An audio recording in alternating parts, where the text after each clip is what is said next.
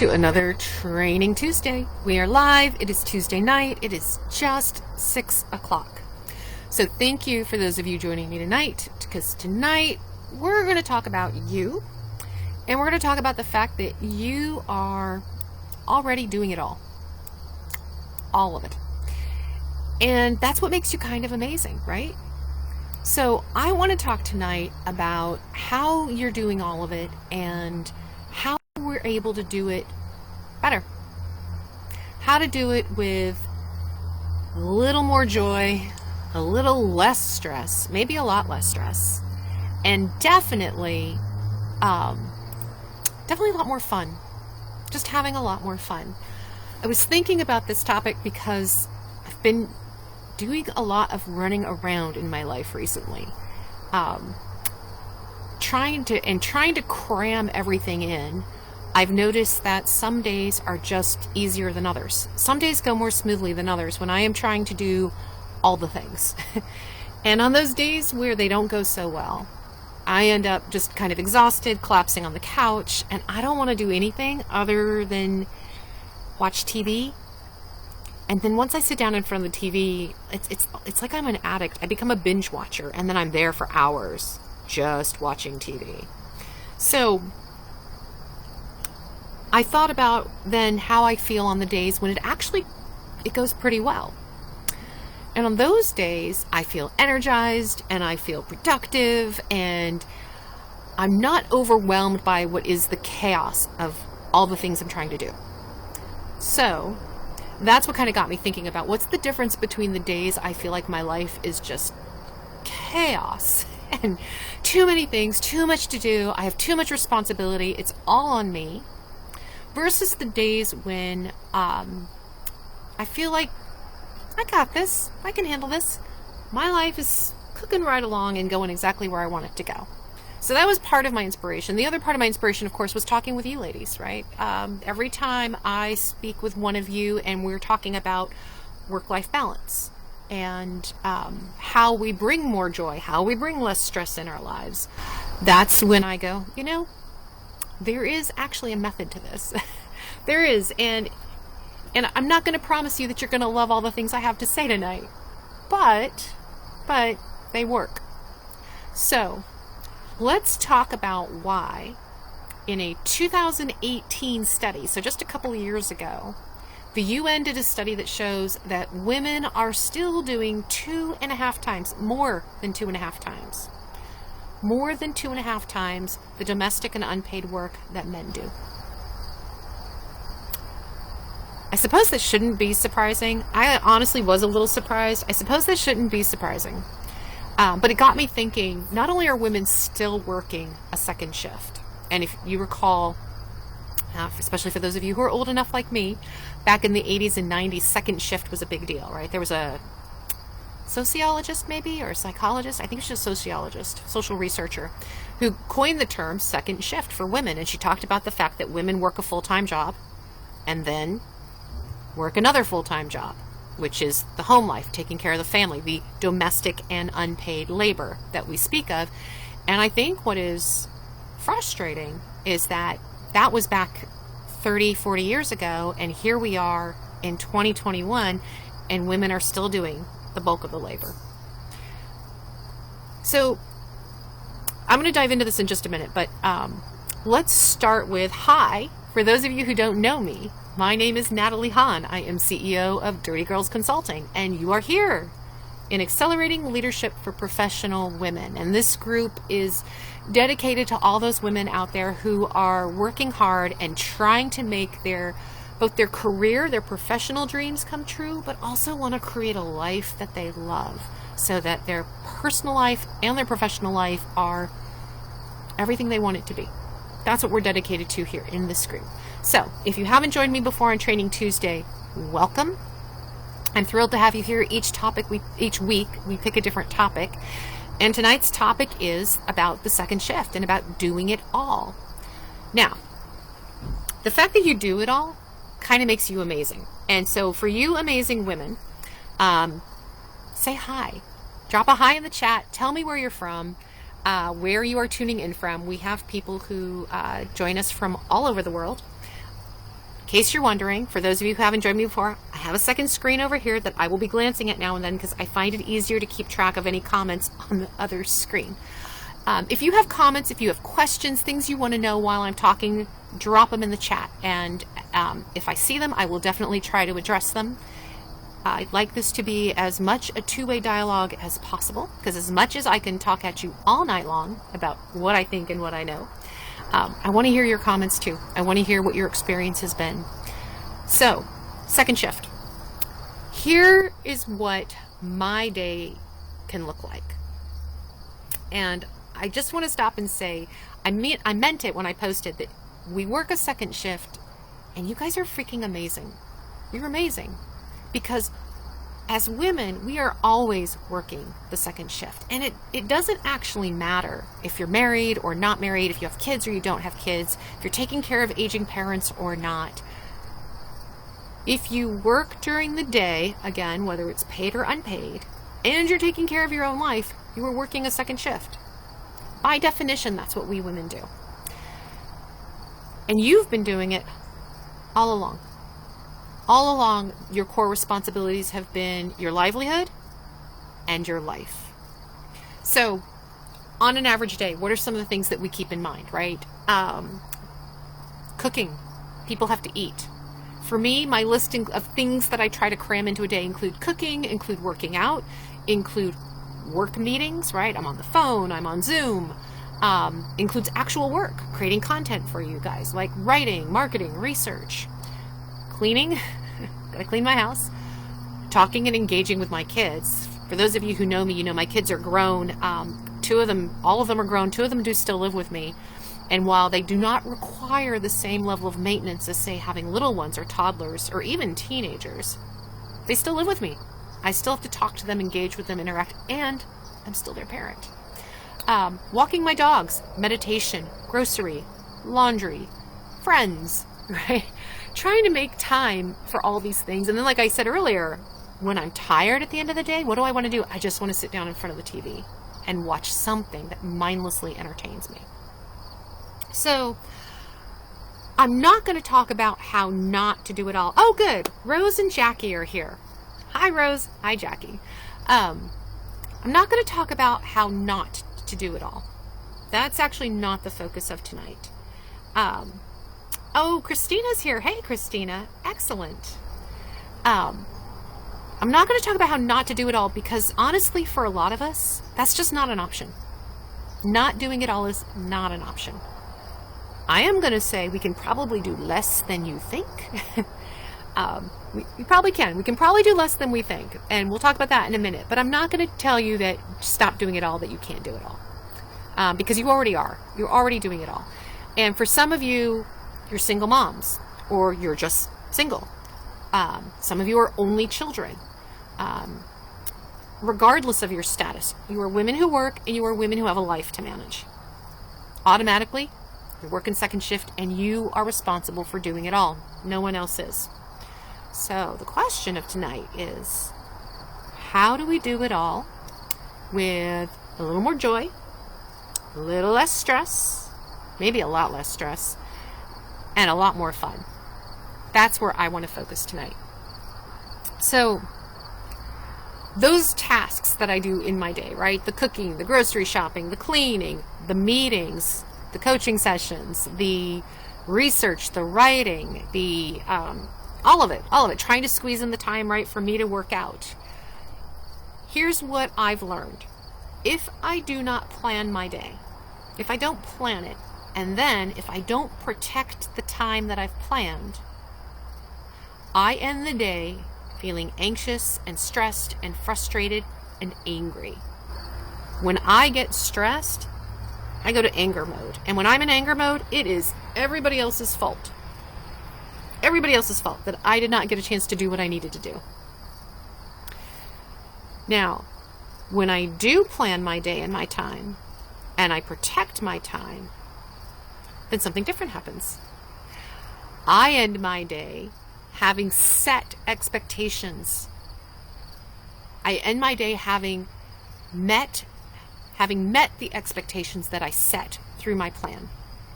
And I've been able to do that for myself and for others, meaning when I start my day and I already know how I'm spending my time and I'm protecting the time, I'm spending it the way that I planned, I have set for the day what my expectations are for what I'm going to achieve. And I've communicated to other people, these are the things I'm going to achieve. So I have met and set expectations, which reduces in a great way my anxiety, my stress, my frustration, and then my anger at the end of the day. Now, some of you, you've heard me talk about this before. When we go into stress mode, we typically fall into two camps. We either get into the camp of where I go angry, feeling a little victimized. Other people just took over my day. Other things took over my day. I had no control. It's frustrating, and it's everybody else's fault. The other mode you can fall into is the victim mode, where it's, I couldn't control it. There's nothing I can do about it. Oh, poor me. I'm so exhausted and nobody appreciates me. Either one of those camps, it's still a stress level. It's still a negative energy level, and it puts us in a position of draining our energy, making us tired, just exhausting us, depleting us, and we have nothing left to give to ourselves or to anybody else. So let's talk about some of the keys to more joy, less stress, and more fun. And I'm just going to pause for a minute and say, I see Vera has joined us and Rachel Gasco has joined us. So that is fantastic. Thank you guys for joining tonight. And as I said, if anything I'm talking about resonates with you, it's familiar, or you have a different experience, I would love to hear it. Feel free to drop your conversation in the chat with each other, chat with me. That's fantastic. The more we share, the more we learn. So, keys to joy. How do we bring more joy into the fact that we're already doing it all? Like I said, I'm not going to make the argument that you should not be doing it all.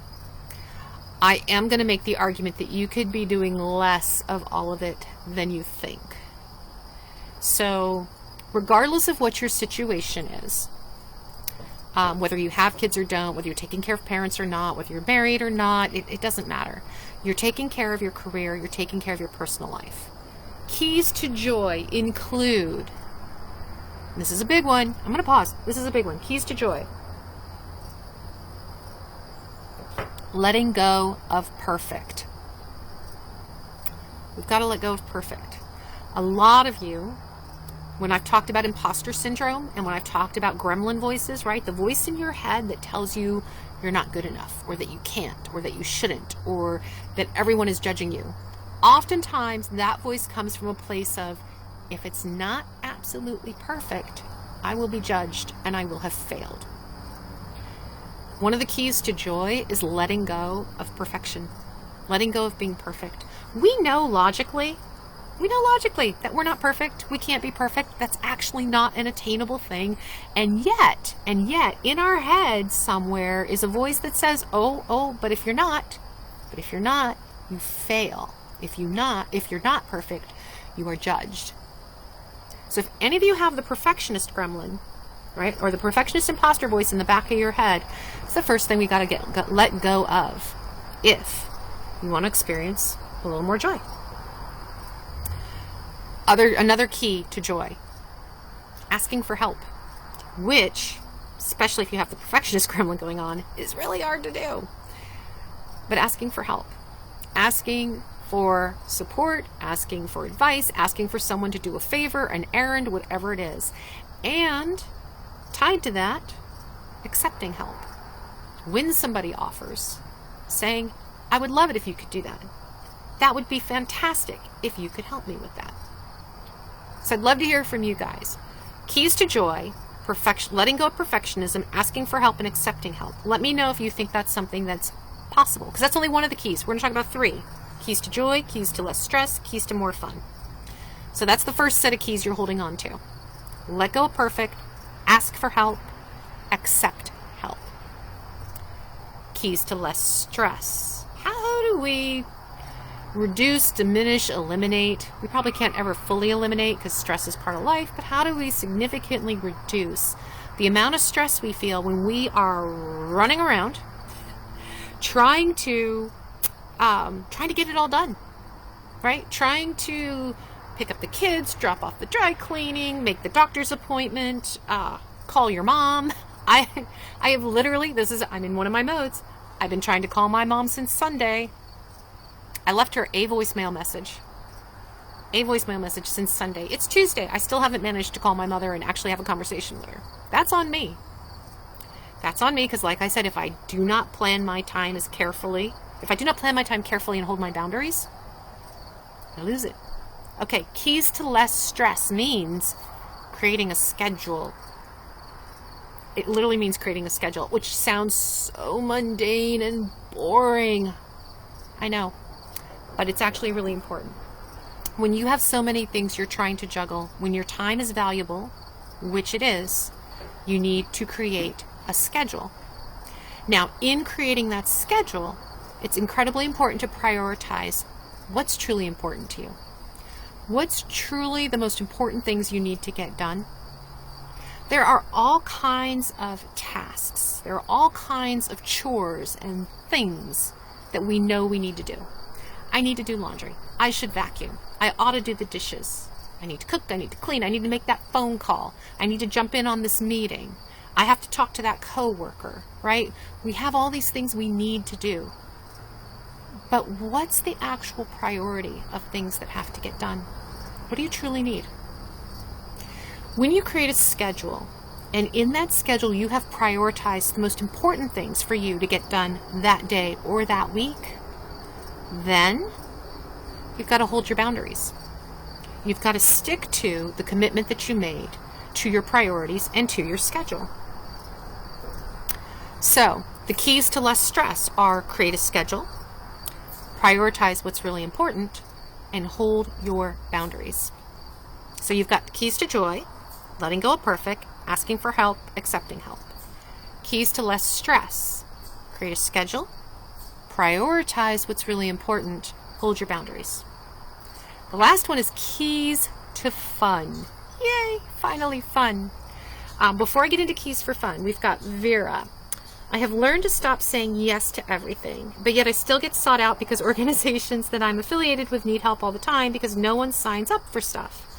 I set my boundaries, but I still feel like I need to step up more because others aren't. Yes. Okay, you've got a couple of really great concepts in there, Vera. And one is, what do they say? When you want something done, ask a busy person.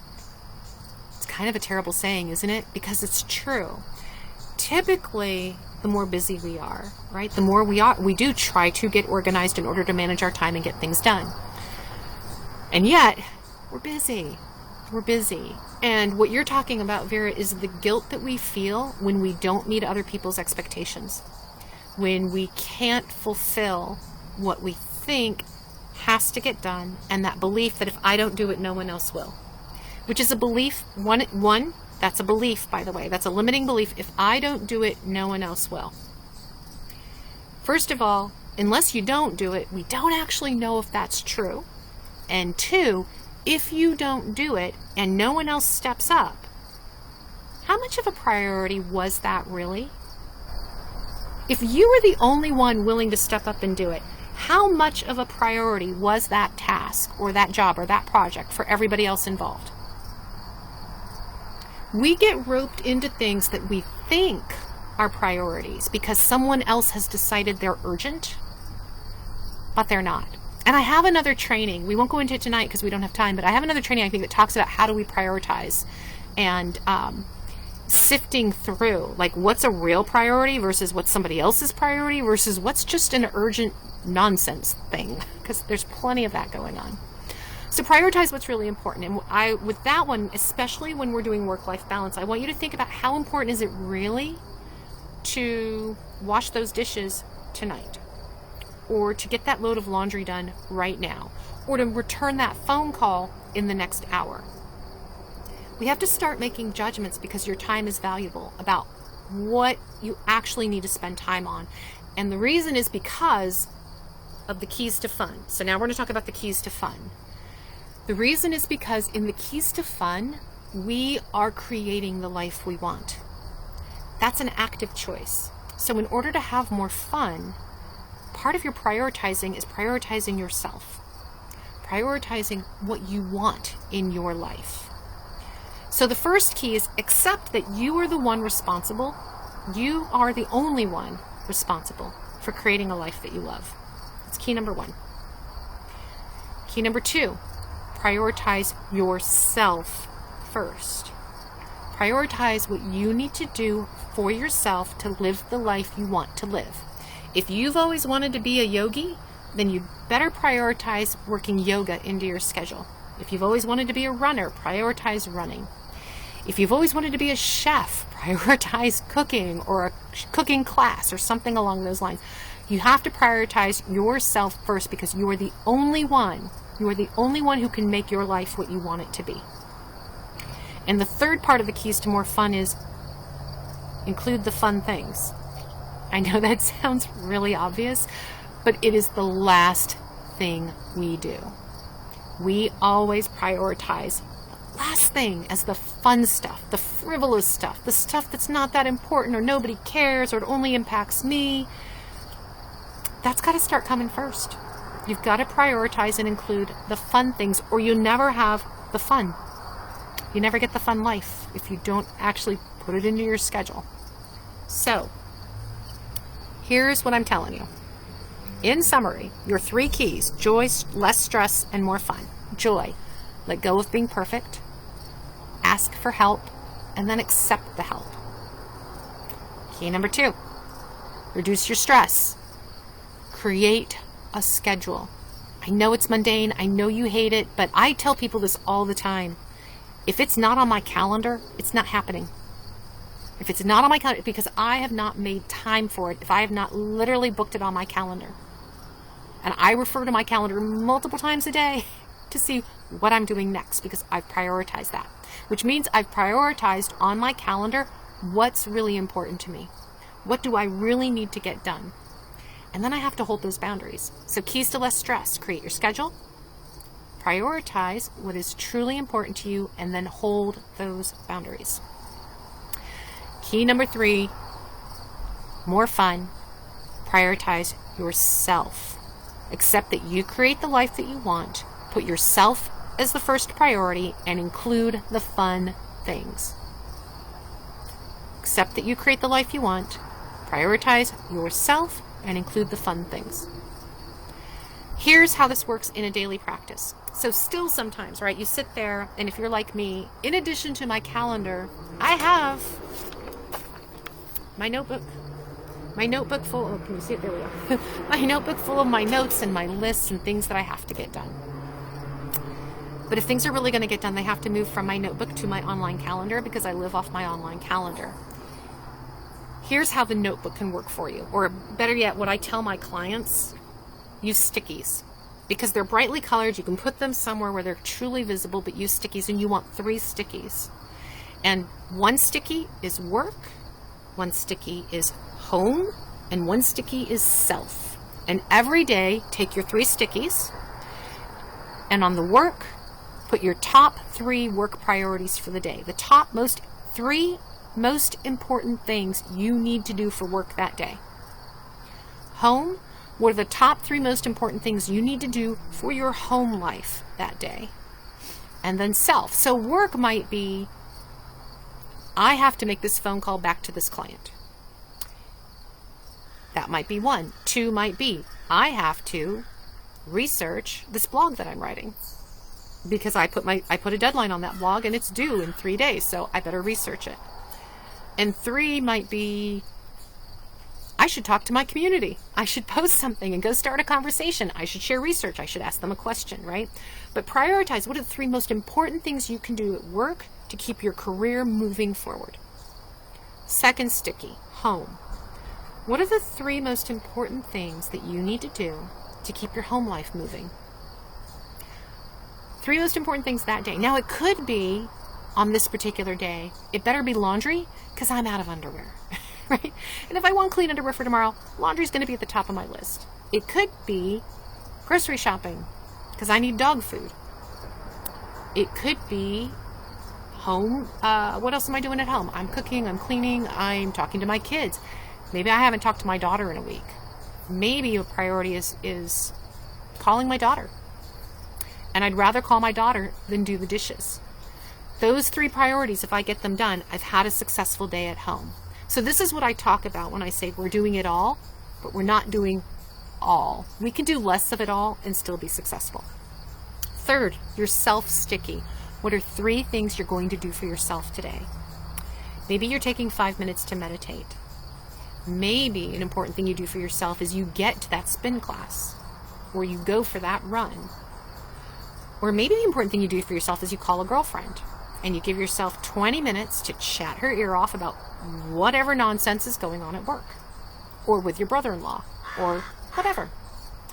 But each sticky has 3 priorities. That means at the end of the day, if you've tackled those, you've had a successful day. And these do not have to be huge, life-changing bucket things.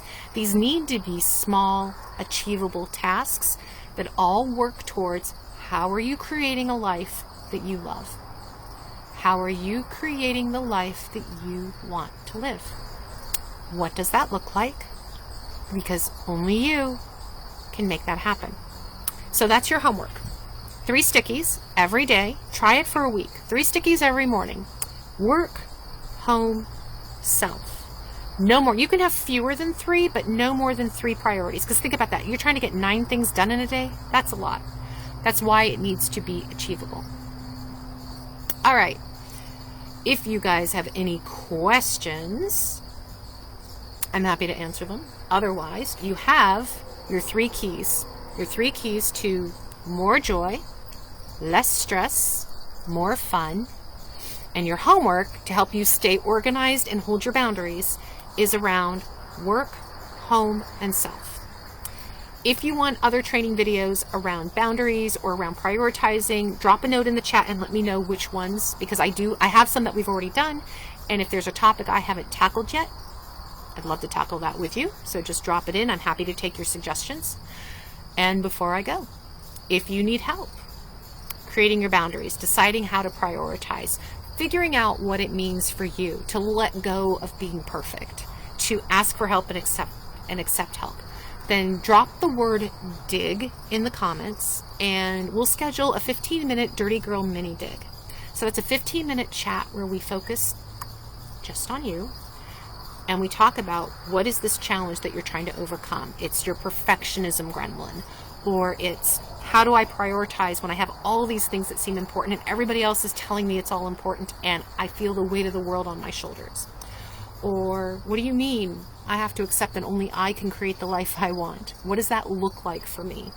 Any one of these topics or more we can talk about, but drop the word dig in the comments. I will reach out to you over a Facebook PM and we'll schedule 15 minutes to have this chat about you, with our goal being let's get you one step closer to an action that gets you closer to your goal. Because in coaching and at Dirty Girls, we are all about taking action. Everything I'm talking about means nothing if we are not actually taking concrete, active steps towards making it real. So the word dig means you're looking for a 15-minute session. It's free. I'm not selling you anything.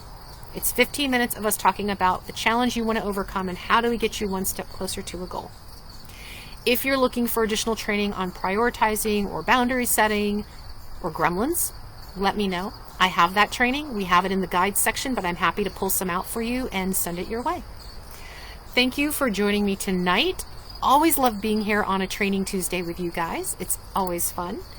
And I will see you next week.